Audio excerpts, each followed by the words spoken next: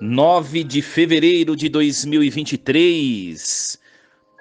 Hoje é a quinta-feira da quinta semana do tempo comum.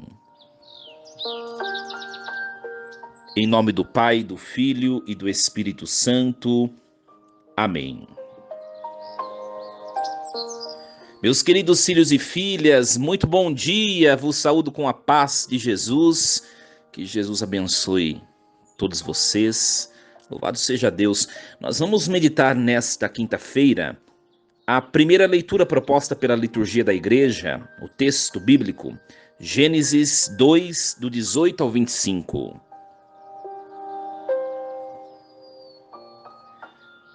O Senhor Deus disse: não é bom que o homem esteja só. Vou dar-lhe uma auxiliar semelhante a ele.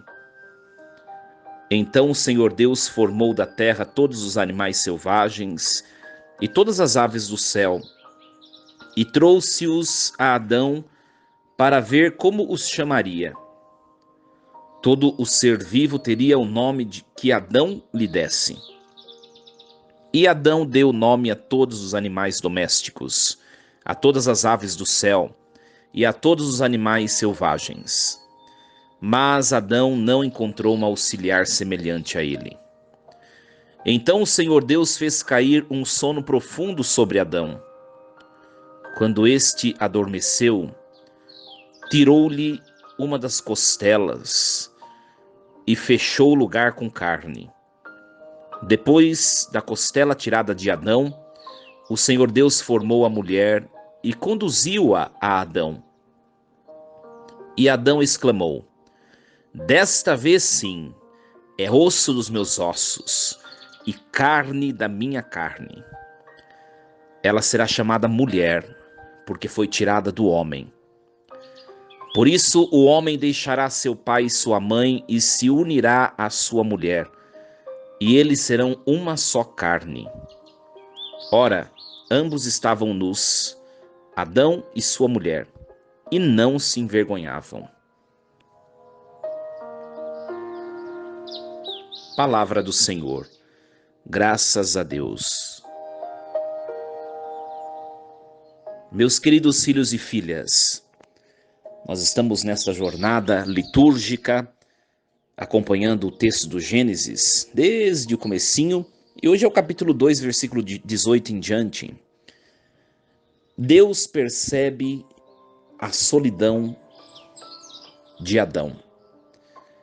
E Deus percebe que a solidão não faz com que o homem se achegue à plenitude que lhe é necessária e possível. De fato, meus queridos, o homem não foi feito para a solidão. O homem não foi feito para estar só. Por isso, Deus, a partir de observar essa carência de Adão, Deus decide lhe dar uma companheira, Eva.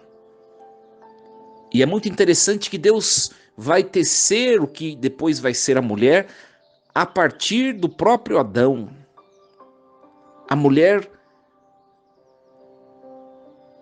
é uma alteridade, é outro ser. Mas ela passou a existir a partir de Adão. Aí está o fundamento da teologia do matrimônio. Hoje esse texto é sobretudo para que nós compreendamos qual o sentido do sacramento do matrimônio. Qual o sentido do sacramento do matrimônio? A frase tão conhecida e subliminar que hoje a liturgia nos apresenta, que é esse capítulo 2 de Gênesis, mas o versículo 24. Por isso o homem deixará seu pai e sua mãe e se unirá à sua mulher, e eles serão uma só carne. Deus cria uma alteridade a partir da costela de Adão. É alguém que não é Adão, é uma outra pessoa, é Eva. mas que depois, na sacramentalidade da igreja, vai voltar a ser um com Adão. Na criação, Deus tira a costela de Adão e faz um outro ser, a mulher. E no sacramento do matrimônio, Deus devolve a mulher para o interior do homem, de onde ela saiu.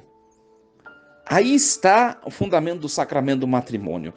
Quando um homem e uma mulher, que é homem e mulher, minha gente, é projeto de Deus. Não estou aqui a criticar outros tipos de união, de maneira alguma.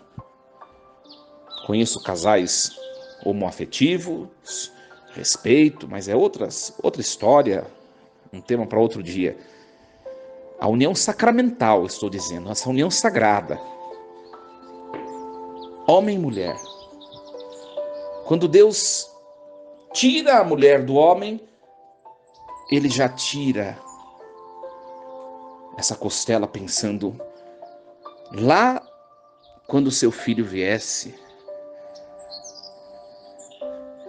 e ele fizesse o mesmo com a igreja que brota do seu peito, e ele faria a igreja voltar para si, sua esposa.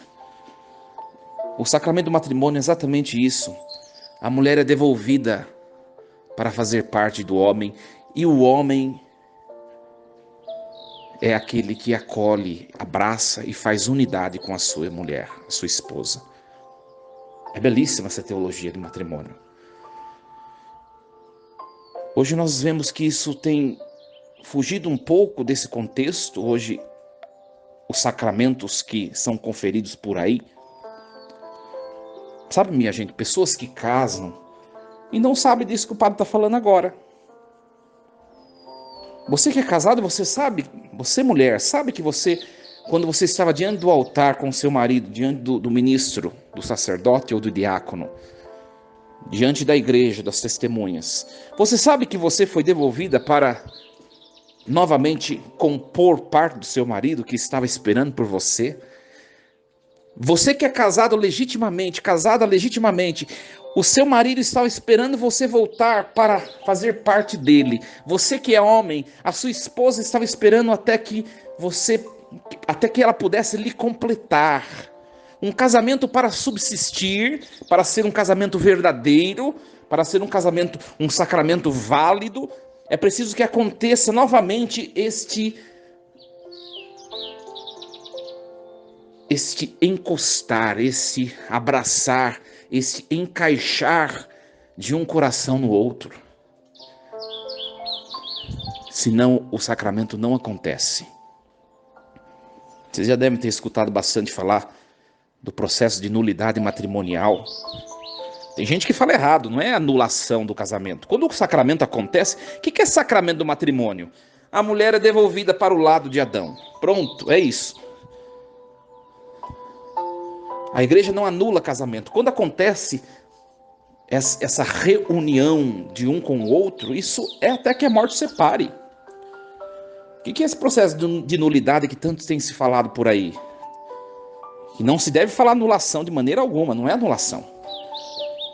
Quando a igreja declara que o casamento não existiu, quer dizer que a mulher não voltou-se para fazer parte do seu esposo. Foi apenas algo aparente, algo celebrativo, mas não aconteceu essa união sacramental. É isso. Quantos sacramentos hoje nós vemos que de fato não aconteceu essa união e vivem uma máscara e vivem um teatro? Você que é casado, casada, você vive essa proposta que a liturgia de hoje entrega como ideal sacramental? Para você que é casado hoje, um casamento exige comunhão, vocês não são mais dois. É claro, duas pessoas, dois seres humanos que têm suas necessidades pessoais e devem ser respeitadas com toda certeza. Se num casamento não há respeito das vontades do outro, do jeito do outro, não dá certo. Só que vocês não são mais duas pessoas no sentido sacramental, vocês são um agora. Casamento onde os dois não têm o mesmo ideal Não acontece, não acopla. A Eva não entra do lado do Adão que estava esperando por ela, não encaixa. Não acontece casamento assim, se não trouxerem os mesmos ideais, porque vocês são uma só carne. Ora, pode ter um ser humano dois valores? O mesmo ser humano pode ter dois valores, dois ideais, dois objetivos diferentes ou contrapostos? Não pode. Então, se você é casado e você tem ideais diferentes, você tem objetivos diferentes, você traz valores contrários um do outro, me desculpe, mas não aconteceu esse encaixe de corações. Se você é casado e vive um pouco essa dissensão, essa separação, parece que às vezes os cônjuges são inimigos, são competidores. O casamento precisa ter cumplicidade, unidade. Os corações devem estar unidos no amor, na sensualidade, no desejo um de outro, não só no desejo sexual, que é importantíssimo, mas no querer bem, no querer sempre que o outro esteja bem. Se necessário, dar a minha vida, me sacrificar para que o outro esteja bem. Isso é sacramento verdadeiramente. Hoje, meus queridos, talvez o padre tenha aprofundado um pouco, até de maneira meio escandalosa, esse texto. Isso é coisa para se fazer num curso de noivos ou num encontro de casais, né? Mas você que é casado, e você, sobretudo você que é casado e que tem a graça dos dois caminharem na igreja, vocês precisam refletir um pouquinho isso. Vocês vivem desse jeito? Na completude de um com o outro? Senão vocês precisam rezar, rever. O que a gente pode mudar como casal? Como que a gente pode ser, de fato, melhores protagonistas nessa união de corações? Não está dando certo, vamos conversar, vamos rever, vamos dialogar conjugalmente. Faça essa experiência. Que Deus nos ajude a compreender a graça belíssima do sacramento do matrimônio, onde Deus tira a mulher do homem e depois a devolve para que sejam uma só carne, um só coração, como Cristo e sua esposa, a igreja, assim o é. Deus os abençoe. Força e coragem. Em nome do Pai, do Filho e do Espírito Santo. Amém. E lembremos-nos sempre, Deus está no comando de tudo.